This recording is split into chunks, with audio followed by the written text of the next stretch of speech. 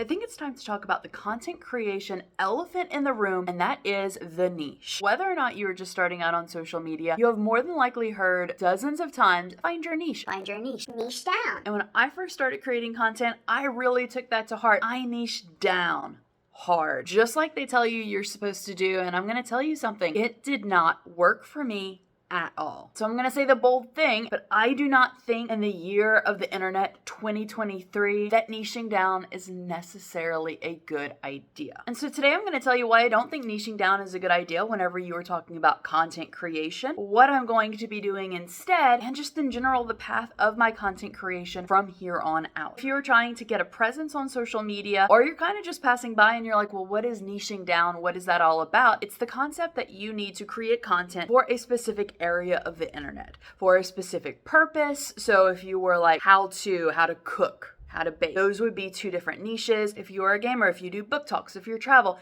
even as far as like the beauty world is broken up traditionally into skincare niches and makeup niches. All that it really boils down to is that you are picking one specific thing, and that is what all of your content, that is what all of your videos, whether it be long form, short form, all of your photos, all of the content that you are creating is going to be about that particular thing. And the concept with that is kind of like threefold. One, that the algorithm is going to love you because they're going to know what niche you're in. So they're going to know exactly who to really like throw your things out to, your pieces of content to. In the same breath, the people who tell you that you really do need to niche down because of the algorithm will tell you, well, the algorithm's not really an algorithm. It's more like a suggestion thing. So it's sort of like, well, who do you trust on that? The second one is for, and I can see with this, the second one is for sponsorships. Whenever you get to that level of your content creation, they're only going to want to sponsor because they're going to know that you are going to attract their target audience because you're creating content within that target market. And finally, it suggested that like you heavily niche down so that people can find your stuff. If they are, let's say, into Disney animation, because that is back there in my half-ass studio, if they are into Disney animation and that is all that you post on and they Google Disney animation, hypothetically, you creating content in that one niche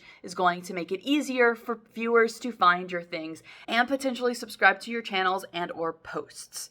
And all of that sounds good, right? Like at face value, it sounds like, yes, that definitely does make sense. But I've tried that, and honestly, for me, it never worked. So whenever I did start my YouTube channel, it was under the name of Jean and Rose Beauty. Actually, I think it was started with like Theresa Rose, my actual name. Then I quickly changed it to Jean and Rose Beauty. And the entire niche was just going to be about beauty products, beauty, skincare, those sort of things. And I have to tell you, now granted, I was just starting out, 6 to 8 months. I was just starting out, but two things happened. One, my videos were getting 15 to 30 views max. I should have grown, hypothetically, because I was niching down. It also became really expensive. If you don't know, makeup and beauty products can be really expensive. So I got out of that niche. Let me kind of blur the lines, beauty and skincare with subscription boxes, because I like both of those things. And during that time, the subscription box niche was really booming. Kind of grew my channel a little bit more, but not a lot more. And both of those niches, in theory, should have gotten me tons of views, tons of traffic. So hypothetically, it should have, but it didn't. And that's because both of those niches, and here's the thing that I think no one really talks about whenever they're talking about finding your niche. Both of those niches were highly saturated. And that is one reason that I think niches, or really niching down, is a downfall of the whole social media plan that as content creators, we're given. It's like, hey, find your niche down, make your videos only in this niche. But something happens when you do that. You become buried with everyone else. And I know that that might sound really negative, but it's also realistic. If you pick a niche that's too saturated, you have to compete with a lot of people. But if you pick a niche that's not saturated at all, who's going to find your things? They probably won't, because they don't know that they're supposed to search for you. It wasn't until I started bringing more things into the channel that I started seeing more traffic on my channel. I was still talking about beauty. I was still talking about subscription boxes. I was still talking about those things, but then I started talking about more things. Started talking about fitness. I did some travel vlogs. I did a little DIY around my apartment. All of those things brought in a lot more viewers, and you know what? They started subscribing. They started staying. We started developing a community here on YouTube, and I'm gonna say may have, but I have received messages from members of my community that say exactly this.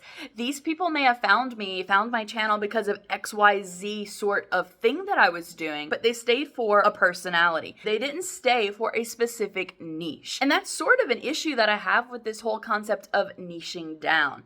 If you're just doing things that are specifically in your niche and you're not thinking about other things, you're not becoming that face, that personality that people are going to want to come to time and time again, you're really going to be missing out on the potential to really grow your social media platforms. And even though this is just my third year here on YouTube as a content creator, I'm going to be aging myself, but I've been watching YouTube pretty much since its creation. Now I know that YouTube and its purpose have definitely shifted over all of these years, but when I started subscribing to YouTube channels, they were being like What the Buck or Tyler Oakley or the Charlie is so cool like genre. I mean, it was these people, but these personalities that really did keep me coming back for more. Felt like we were just friends hanging out. And then I moved heavily into the beauty YouTuber community, and I am still there, not with the same people because a lot of those people became toxic, but I still do like watching beauty content creators, and I still do like watching unboxing content creators. But on top of that, I also really love watching travel vlogs and Disney vlogs. It makes me feel like I'm there, like I'm going on vacation with these people. Like most people, I still sit by the throne of Bailey Sarian. And what all these people have is not a specific niche. I didn't actually find any of these people based on their niche. Nothing really that I Googled. Honestly, they just all came up on the browse homepage. I was bored on the day that I found them, clicked on the video,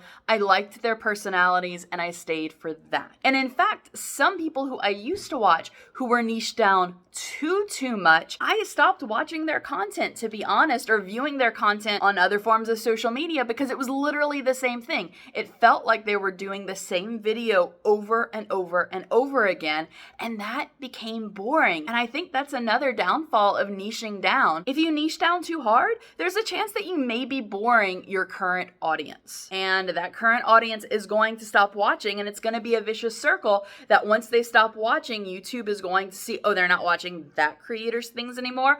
We're going to stop recommending them to people. So very few people are going to find you, and you're not going to grow. So what I would suggest you do, and what I've done, and I've seen now, granted, it's not been a giant growth like some of these people who are like, I've done this and I've gained 2 million subscribers. It's all relative, I know, but it's a big growth to me because it's taken me a while to get out of that niche down mindset. I've created a space and will continue to create a space where I just mainly make videos about the things that I am most passionate about. And you know what? If the things that I'm most passionate about change, then that's fine. I'm just going to change right along with that. This channel, I call it One Little Spark of Life because at the beginning it was like a One little spark of life will share one little spark of life in each and every video. That's how I used to open up my videos. It's still that same thing. Like, I started this channel because I wanted to create a place where people could just virtually come and hang out with me while we did things. Even though I know I said that I started out as a beauty channel, that was the initial goal, that like, hey, we could just be friends, like internet friends, and we could hang out. Because that's the sort of YouTube that I fell in love with way back when. And that is what I kind of really want to bring back. And I'm more than likely just like that one little flag that's still like out withering in the wind, but it's what I want to do and where my channel is going in the future. And I have a feeling that I'm going to keep the community regardless. Instead of niching down to like one specific thing, I will have become the niche. I will have become my own personality. I will have stood out from the crowd. I know that this is going to sound really corny, but it's called YouTube,